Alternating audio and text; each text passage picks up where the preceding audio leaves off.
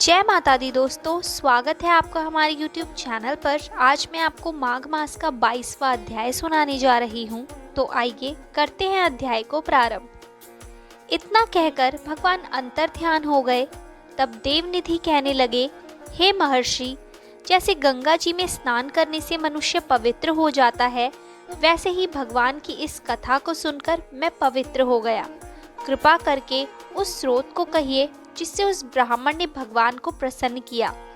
लोमश जी कहते हैं कि उस स्रोत को पहले गरुड़ जी ने पढ़ा, उनसे मैंने सुना। हे विप्र, यह स्रोत अध्यात्म विद्या का सार, पापों का नाश करने वाला है। वासुदेव, सर्वव्यापी, चक्रधारी, सज्जनों के प्रिय, जगत के स्वामी श्री कृष्ण को नमस्कार है। जब स्तुति करने वाला विचार करे कि सभी जगत विष्णु में है, तो किसकी स्तुति की जाए। जिस भगवान के श्वास वेद हैं, फिर कौन सी स्तुति उनकी प्रसन्नता के लिए की जा सकती है। जिसको वेद नहीं जान सकते, न वाणी न मन जान सकता है, उसकी स्तुति में अज्ञानी क्या कर सकता है। सारा चर अचर संसार जिसकी माया से चक्र की तरह घूम रहा है, इसी से है प्रभु।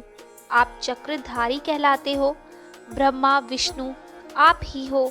सारे संसार को उत्पन्न करने वाले ब्रह्मा को भी आप उत्पन्न करने वाले हो। जब जीव शरीर को धारण करता है, तब उसमें ज्ञान उत्पन्न होता है। तुम सब सुखों के दाता हो, इसमें कोई संदेह नहीं है। आपसे संपूर्ण सुखों को देने वाली बुद्धि उत्पन्न होती है। आप ही 5 कर्मेंद्रिय, पंच महाभूत तथा मन के विविध भाव हो। ब्रह्मा विष्णु रुद्र की कल्पना से आप संसार की कल्पना इसी प्रकार करते हो जैसे पिता पुत्री की।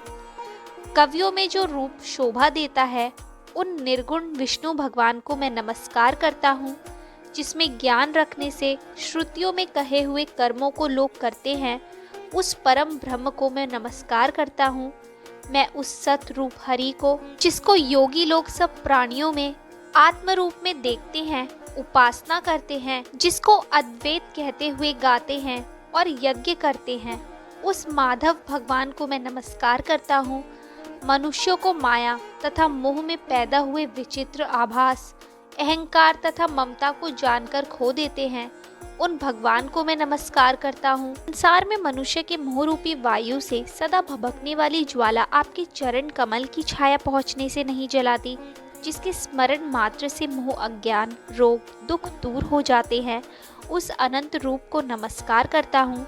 जिसमें मिल जाने पर और किसी दूसरे की इच्छा नहीं रहती, जिसको जानकर अद्वैतवादी आत्मा को देखते हैं। यदि विष्णु शब्द का अर्थ और उसके विषय का ज्ञान एक ही होता, तो इस सत्य से है माधव। इस संसार की माया में फंसकर तेरे ही ध्यान में रत रहता। यदि वेदांत दर्शन में भगवान सारे संसार में व्याप्त है, तो इसी सत्य से भगवान में भरी निर्विघ्न भक्ति हो। जो बीज नहीं है तो भी बिना बीज के स्वयं विद्यमान है, सो वह विष्णु भगवान रूपी रंग से हमारे बीज के टुकड़े टुकड़े को, जो सृष्टि स्थिति तथा लय के लिए ब्रह्मा विष्णु महेश 3 रूप धारण करते हैं और कार्य में सत रज और तम इन तीनों गुणों में विद्यमान है, वह भगवान मुझ पर प्रसन्न हो। जो प्राणियों के हृदय रूपी मंदिर में निर्मल देव वास करते हैं, वह भगवान मुझ पर प्रसन्न हो। जो अविद्यापूर्ण संसार का त्याग करता है, जगन में आप हो, आपका बनाया हुआ विश्व आनंद करता है, आपके त्याग करने पर अपवित्र हो जाता है, उसका साथ करने पर भी तुम बिना साथ के बने रहते हो। विकार रहित जिनके 4 वक्त पंचभूत योग से पैदा हुआ चैतन्य मानते हुए उपासना करते हैं। जैन लोग आपको शरीर का परिणाम मानते हैं और संख्यावादी तुम्ही को प्रकृति से परे पुरुष मानकर ध्यान करते हैं। जन्म इत्यादि से रहित चैतन्य रूप सदा आनंद स्वरूप उपनिषद जिसकी महिमा गाते हैं। आकाश आदि पंच महाभूत देह मन बुद्धि इंद्रिया कुछ तुम ही हो, तुमसे अलग और कुछ नहीं है। तुम ही सब प्राणियों को उत्पन्न करने वाले हो और मुझको शरण देने वाले हो। तुम अग्नि रवि इंद्र होम मंत्र क्रिया तथा फल सब तुम ही हो। कर्म के फल देने वाले बैकुंठ में तुम्हारे सिवाय कोई नहीं है। मैं तुम्हारी शरण में हूँ। सब प्राणियों के हेतु तथा उनको शरण देने वाले तुम ही हो। जैसे युवा पुरुष की युवती में और युवती की युवा में प्रीति होती है, वैसी मेरी प्रीति तुम में हो। जो पापी भी आपको प्रणाम करता है उसको यमदूत ऐसे नहीं देखते हैं जैसे उल्लू सूर्य को। प्रत्येक पाप मनुष्य को उस समय तक ही सुख देते हैं जब तक वह आपके चरण कमलों का सहारा नहीं लेता। जिसको गुण, जाति तथा धर्म को स्पर्श नहीं कर सकते तथा गतियाँ भी स्पर्श नहीं करती, जो इंद्रियों के वशीभूत नहीं है, जिनका बड़े बड़े मुनि लोग साक्षात नहीं कर सकते, उन भगवान को मैं नमस्कार करता हूँ।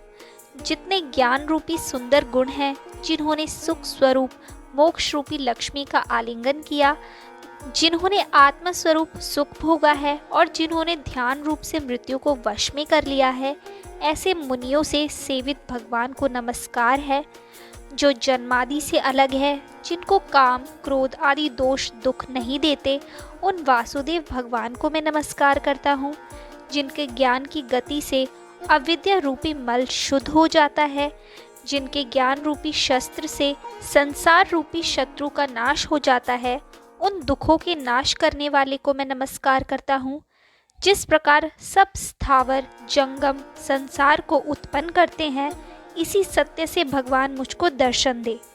इस प्रकार उसकी सच्ची भक्ति देखकर भगवान ने प्रसन्न होकर उस ब्राह्मण को दर्शन दिए और ब्राह्मण की स्तुति से प्रसन्न होकर तथा उसको वरदान देकर भगवान अंतर्ध्यान हो गए और वह ब्राह्मण कृतकृत्य होकर भगवान में लीन हो गया और शिष्यों के साथ स्रोत पढ़ता हुआ तपोवन में रहने लगा। जो कोई स्रोत को पढ़ता अथवा सुनता है, उसकी बुद्धि पाप में नहीं लगती और न ही बुरा फल देखता है। इसके कीर्तन से मनुष्यों की बुद्धि, मन तथा इंद्रियां स्वस्थ होती है। जो भक्ति पूर्वक इसके अर्थ को विचार कर इसका जप करता है, वह वैष्णव पद को प्राप्त होता है। इसकी सदैव पढ़ने से मनवांछित कार्य सिद्ध हो जाते हैं। मनुष्य सुपुत्र पाता है तथा धन, पराक्रम और चिरायु प्राप्त करता है। इसके पाठ से बुद्धि, धन, यश, कीर्ति, ज्ञान तथा धर्म बढ़ते हैं। दुष्ट ग्रहों की शांति होती है। यह व्याधियों व अनिष्टों को दूर करता है, दुर्गति से तारता है। इसके पढ़ने से सिंह, व्याघ्र, चोर, भूत, देव, पिशाच और राक्षस का भय नहीं रहता। जो भगवान का पूजन करके इस स्रोत को पढ़ता है, वह पापों से ऐसे ही अलग रहता है जैसे जल पंख से कमल। जो इस स्रोत को 1 काल, 2 काल या 3 काल पढ़ता है, वह अक्षय फल प्राप्त करता है। जो मनुष्य प्रातः काल इस स्रोत का पाठ करता है, वह इस लोक और परलोक में अक्षय सुख पाता है। वेद द्युति का बनाया हुआ यह स्रोत भगवान को अत्यंत प्रिय है और भगवान के दर्शन कराने वाला है। योग सागर नाम का यह स्रोत परम पवित्र है। जो कोई भक्ति पूर्वक इसको पढ़ता है, वह विष्णु लोक को जाता है। तो दोस्तों, ये था माघ मास का 22वां अध्याय। आगे के और अध्याय सुनने के लिए हमारे चैनल को सब्सक्राइब करें और शेयर करना ना भूलें।